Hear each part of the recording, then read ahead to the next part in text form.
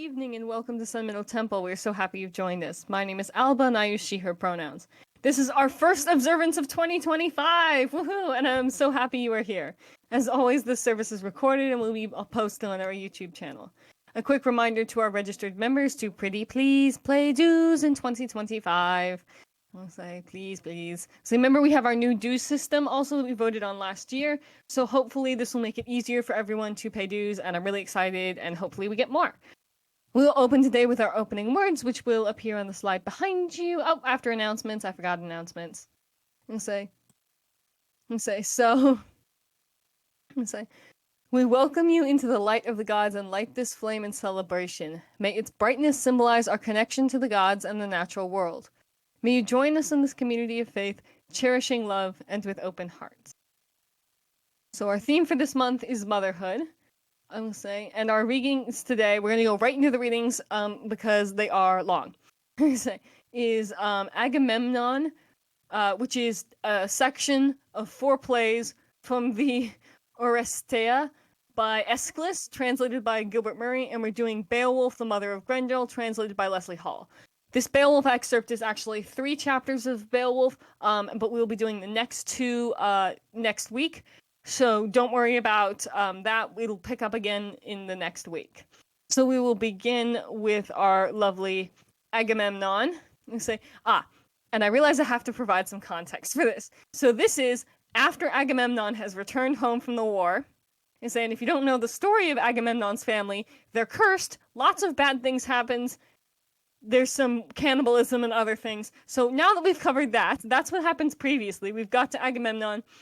And during the Trojan War, when they were first setting off, Agamemnon sacrifices his daughter to, I believe it's Artemis, I think. Yeah, Artemis, because that is the only way that she will let him sail across the sea to fight Troy. So that's the context you need for this first clip here. Let's see. Great fortune is a hungry thing, and filleth no heart anywhere. Though men with fingers menacing point at the great house, none will dare. When fortune knocks to bar the door, proclaiming, "Come thou, hear no more." Lo, to this man the gods have given great Ilion in the dust to tread, and home return emblazoned of heaven. If it is writ, he too shall go through blood for blood spilt long ago. If he too, dying for the dead, should crown this of alien years, what mortal afar off, who hears, shall boast him fortune's child, and led above the eternal tide of tears? Let's say, a cry from within. So that was just inside the house. Voice, ho! Treason in the house! I am wounded, slain. Leader, hush in the castle! 'Twas a cry of some man wounded mortally. Voice, ah, God, another! I am stricken again. Leader, I think the deed is done. It was the king who groaned. Stand close and think if anything. The old men gather together under the shock and debate confusedly. Elder B, I give you straight my judgment. Summon all the citizens to rescue. Sound a call. Elder C, no, burst in at once without a word. In and convict them by their dripping sword. Elder D, yes, that or something like it. Quick, I say, be doing. 'Tis a time for no delay. Elder E, we have time to think. This opening, they have planned some scheme to make enslavement of the land. Elder F, yes, while we linger here, they take no thought of lingering, and their sword arms sleepeth not. Elder G, I have no counsel. I cannot speak not. Oh, let him give counsel who can strike a blow. Elder H, I say, as this man says, I have no trust in words to raise a dead man from the dust. Elder I, how mean you drag out our poor lives and stand cowering to these defilers of land?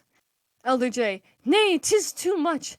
Better to strive and die. Death is an easier doom than slavery. Elder K, we heard a sound of groaning, nothing plain. How know we? Are we seers that one is slain?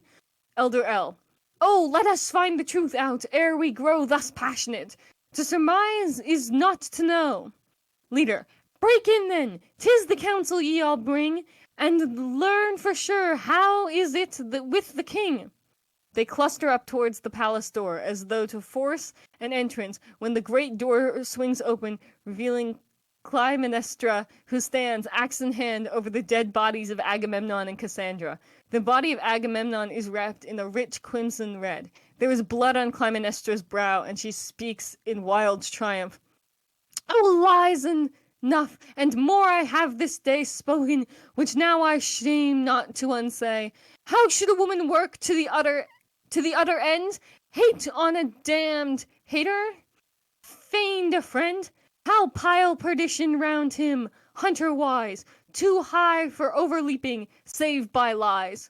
To me this hour was dreamed of long ago, a thing of ancient hate. 'Twas very slow in coming, but it came, and here I stand, even where I struck, with all the deed I planned done.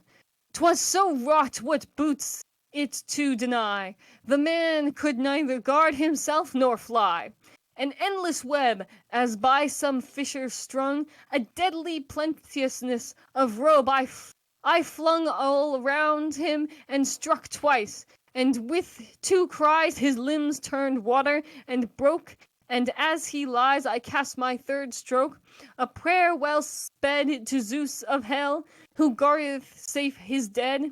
So there he gasped his life out as he lay, and gasping the blood sprouted, like a dark spray that splashed it came, a salt and deathly dew. Sweet, sweet, as God's dear raindrops ever blew o'er a parched field, the day the buds are born. Which things being so, ye counsellors high-born, depart in joy, if joy ye will. For me, I glory. Oh, if such a thing might be as o'er the dead, thank offering to outpour on this dead, it were just, aye, just and more, who filled the cup of the house with treachery's curse fraught, and here hath drunk it to the lees. Leader, we are astonished at thy speech, to fling, wild mouth, such vaunt over thy murdered king. Clytemnestra. Wouldst fright me like a witless woman? Lo, this bosom shakes not. And though well ye know, I tell you, curse me as you will, or bless, 'tis all one. This is Agamemnon, this my husband, dead by my right hand. A blow struck by a righteous craftsman, aye, 'tis so. Chorus. Woman, what evil tree, what poison grown of the ground, or draught of the drifting sea, way to thy lips hath found, making thy cloth thy heart in rage, yea, in curses burning, when thine own people pray? Thou hast hewn, thou hast cast away, and a thing cast away thou art, a thing of hate and a spurning. Clytemnestra. Aye, now, for me, thou hast thy words of fate, exile from Argos, and the people's hate forever. Against him no word was cried, when, recking not, as 'twere a beast that died, with flocks abounding over his wide domain, he slew his child, my love, my flower of pain. Great God, as magic for the winds of Thrace, why was not he man-hunted from his place, to purge the blood that stained him? When the deed is mine, oh, then thou art a judge indeed. But threat thy fill, I am ready and I stand content. If thy hand beateth down my hand, thou rulest. If aught else be God's decree, thy lesson shall be learned, though late it be. Chorus. Thy thought, it is very proud, thy breath is the scorner's breath. Is not the madness loud in thy heart, being drunk with death? Yea, and above thy brow a star of the wet blood burneth. O doom shall have yet her day, when last friend cast away, when lie doth answer lie, and a stab for a stab returneth. Clytemnestra. And hark! What oath gods gather to my side, by my dead child's revenge now satisfied, by mortal blindness, by all powers of hell which hate, to whom in sacrifice he fell, my hope shall walk not in the house of fear, while on my hearth one fire yet burneth clear, one lover, one Aegisthus, as of old. What should I fear when fallen here I hold this foe, this scorner of his wife, this toy, and full of each Croesus under Troy, and therewithal his soothsayer and slave, his chanting bedfellow, his leman brave, who rubbed the galleys benches at his side, but oh, they had their guerdon as they died. For he lies thus, and she, the wild swan's way, hath trod her last long weeping roundlay, and lies his lover, ravished over the main, for his bed's comfort and my deep disdain. Chorus and some elders. Would God that suddenly, with no great agony, no long sick watch to keep, my hour would come to me, my hour, and presently bring the eternal, the unwaking sleep, now that my shepherd, he whose love watched over me, lies in the deep. Another. For woman's sake he endured and battled well, and by a woman's hand he fell. Others. What hast thou done, O Helen of brain, O face that slew the souls on Ilan's plain? One face, and many a thousand slain, the hate of old that on this castle lay. Builded in lust, a husband's evil day, hath bloomed for thee a perfect flower, and unforgotten, and old, and burning stain, never to pass away. Clytemnestra. Nay, pray not for the hour of death, being tried too sore beneath these blows. Neither on Helen turn thy wrath aside, the slayer of men, the face which has destroyed its thousands of Danaan souls, and wrought a wide wound that no leech can close. Chorus. Damon, whose heel is set on the house and the twofold kin of the high Tantalidae, a power heavy as fate, thou wieldest through women's sin, piercing the heart of me. Like a raven swoln with hate, he hath set on the dead his claw. He croaketh a song to sate his fury, and calls it law. Clytemnestra. Ah, call upon him, yea, call, and thy thought hath round its pain the Damon who haunts this hall, the thrice engorged wrath. From him is the ache of the flesh, for the blood born and increased.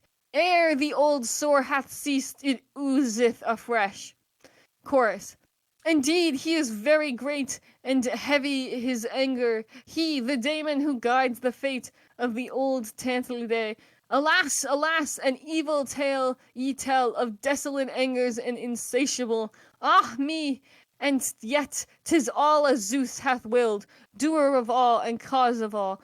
By his word every chance doth fall. No end without him is fulfilled. What of these things but cometh by high heaven's counsels? Okay, so that's the end of Agamemnon. So I highly recommend you read this play. It's fantastic. So we'll now begin Beowulf. And this section is entitled The Mother of Grendel. And again, this is a very, very old English play. If you have no idea what's going on, that's totally acceptable. I will be happy to link it to you if you want, because the link has descriptions of what is happening in each stanza, but that I have cut out because they interrupt the flow. They sank then to slumber, with sorrow one paid for his evening repose, as often betide them, while Grendel was holding the gold-bedecked palace, ill deeds performing, till his end overtook him. Death for his sins, 'twas seen very clearly, known unto earth folk that an avenger outlived the loathed one. Long since the sorrow caused by the struggle, the mother of Grendel, devil-shaped woman, her woe ever minded. Who was held to inhabit the horrible waters, the cold-flowing currents, after Cain had become a slayer with edges to his one only brother, the son of his sire, he set out then banished, marked as a murderer, man's joys avoiding, lived in the desert. Thence demons unnumbered, fate sent awoke.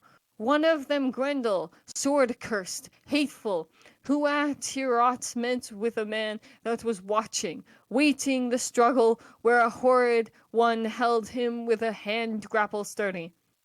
Nathless he minded the might of his body, the glorious gift God had allowed him, and the folk ruling father's favor relied on, his help and his comfort.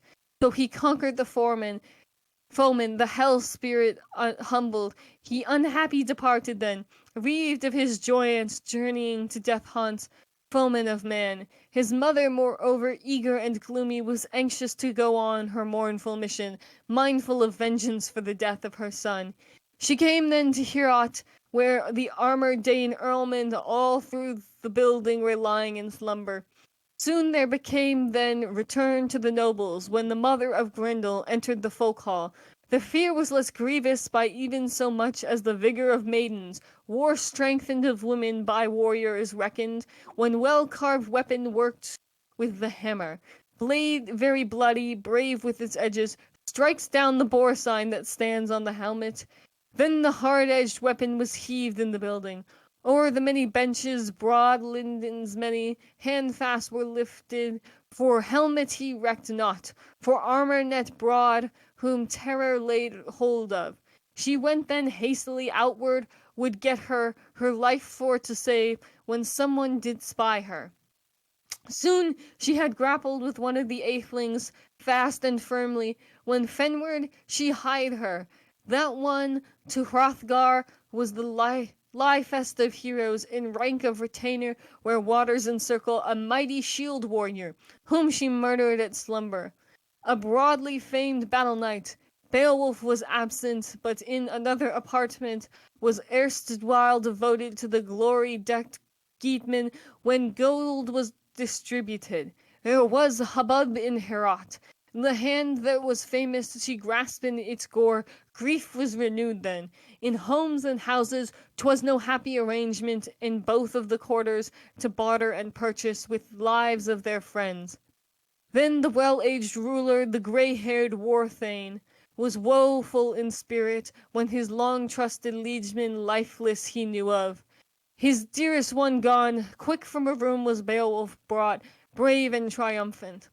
As day was dawning in the dusk of the morning, went that the earlman, champion noble, came with comrades, where the clever one bided, whether God all-gracious would grant him respite after the woe he had suffered. The war-worthy hero, with a troop of retainers, trod then the pavement. The hall building groaned, till he greeted the wise one, the Earl of the Ingwins, and asked if the knight had fully refreshed him, as fain he would have it. So that's where we're going to stop with Beowulf today. We will finish the rest of the story of Beowulf's mother next week. And so if you need clarification on what has happened in this part of the story, please let me know. I would be happy to give it to you.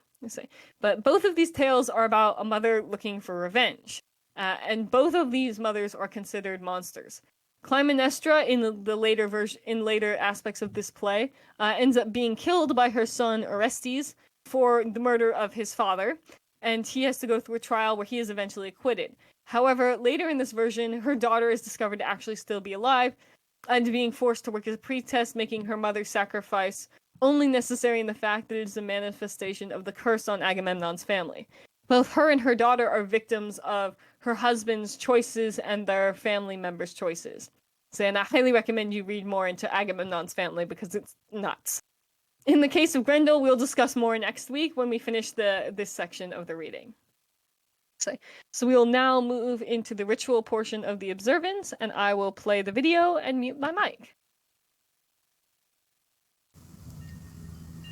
We leave this offering for our gods to symbolize our connection and devotion. We gift this rock to symbolize the stability of the gods in our world. We gift this water to accept the flow of our lives.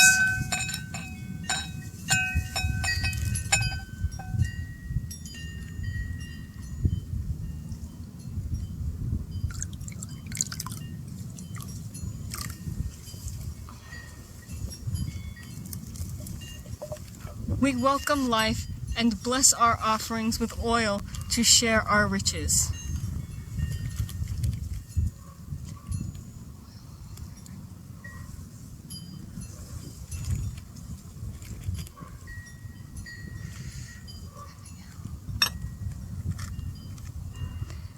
We embrace our connection to each other and the world and celebrate our revival.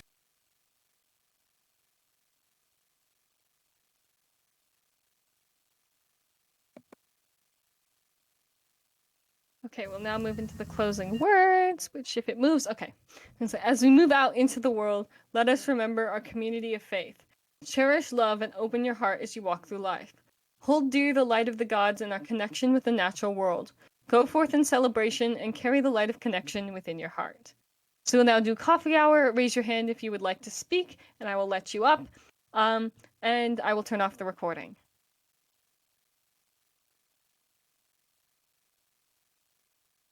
Good evening and welcome to Sun Middle Temple. We're so happy.